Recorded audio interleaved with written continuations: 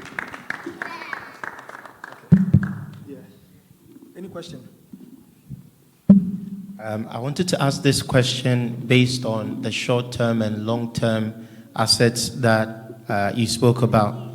So if someone wants to do buy-to-let as their first business venture, they do a 9 to 5, they have a certain amount of money saved, but they themselves are renting at the moment.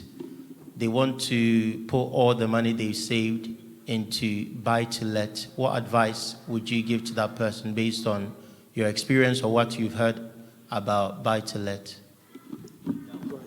So you mean buy-to-let as in they are still renting or have their own home, or they're still renting at the moment? Yeah, so it is good. For some people, they do business just because of therapy, because they want to get some things going on. But for me, what I'll do is, if I am going to buy a house and wouldn't live in it and rent it, and I can do it now, my missus can confirm. If anybody comes to us and tell us that they're going to give us 3 times the amount we are paying mortgage, and I know that I can chop in that money and still get another house of that level and make profit, I'll just convince her that we should go. So it's a good move. Why is the person buying to let and still living elsewhere? The person has gotten a level of income that they don't want to adjust their expenditure to. One thing that makes you live paycheck to paycheck is when you are earning. Oh my God, this is difficult. When our combined income in our house was like, let's say, a figure 10, we were living. Now it's 25, or now it's 30, and we are still not able to save more. Why? Because you are adjusting your expenses. So if somebody is wise enough to earn more, to get the affordability to get a mortgage, and say that I don't want to live in a luxury of a 3-bedroom house. I still want to stay in my 1-bedroom apartment with my family, but want to leverage in. It tells you what they want. They want to make more money. And that is what we are preaching today. Delayed gratification. You not extending your expenses because your income increased. The only time you can cut in the margin is to get a lower expenses against a higher income. And mind you, there are people who were sleeping on couches whilst they were building their businesses. Now they get their business sold for 28 million pounds. And after 4 years, they are broke. Because somebody who was able to live on a friend's couch whilst building a business has gotten money, and now he is spending 120,000 pounds a month. Look at the footballers.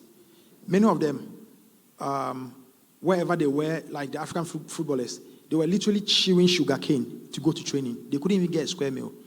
Now they get signed to Manchester, Liverpool, Chelsea, and now they are buying watches for 200,000 pounds.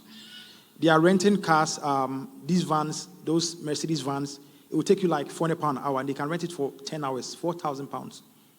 Just get driven from Leicester to Nottingham, park it, club, come back, and come home.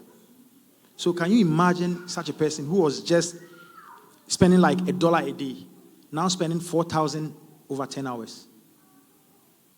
That is how people lose money. And people who make money, regardless of how much their income, are the people who are able to optimize their margin, reducing expenses, and making sure their income is stable or it increases. So it's a good move. The person is just going to sacrifice their comfort just to make sure you're taking profit. The only time I would say is unreasonable is when you are renting it and you are still going to pay rent. That is commensurate to that, and it doesn't make sense. Why go through that hustle? Apart from maybe having it as therapy, trying to talk to people and getting out there. But apart from that, if they're even making £50 profit, they are better off. Yeah. Did I answer your question? Yeah. Dickness Meadow.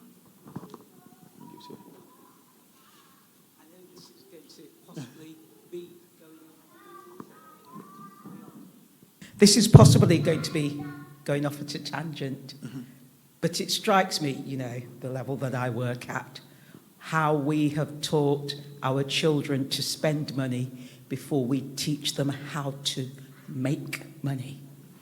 Is there nothing we can do and as an adjustment to start that change? Look at the level that we're at to be learning about wealth. Can we not start somewhere earlier? I will take this question because he's quite experienced in. Thank you so much, Dickness Medal, for the question. I think it's a very important question But what I would say is that we know that we've started late, but that is why we've started. So we are trying to change the trend now.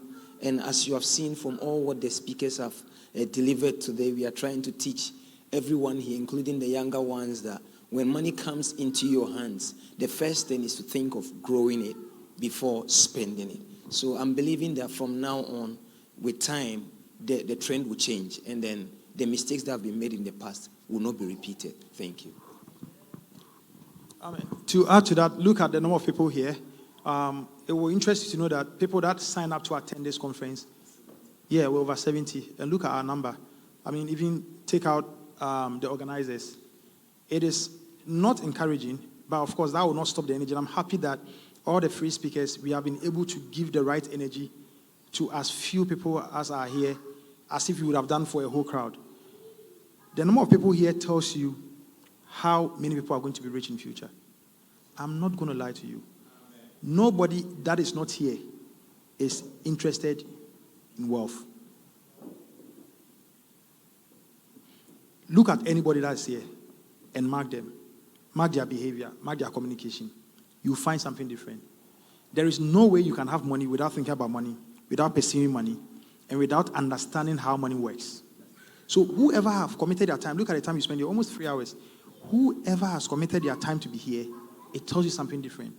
Now, the only difference between whoever is here and the person who came here will never make it is the person who did not implement. So if Pensa President will be bold enough to come to me and say that, bro, I have some customer. I want you to talk to them, and I'll watch you do it so I can learn. If he's able to do that from today, he will have access to me for the rest of his life. I will attend to him. He's going to continuously get skills that he's never going to pay for. That is how it works. If Felix will be able to get out of here and be like, oh, Elder Lord, you said something about this, about sponsor. I find this guy. How do I talk to him? This manager, how do I discuss stuff with him?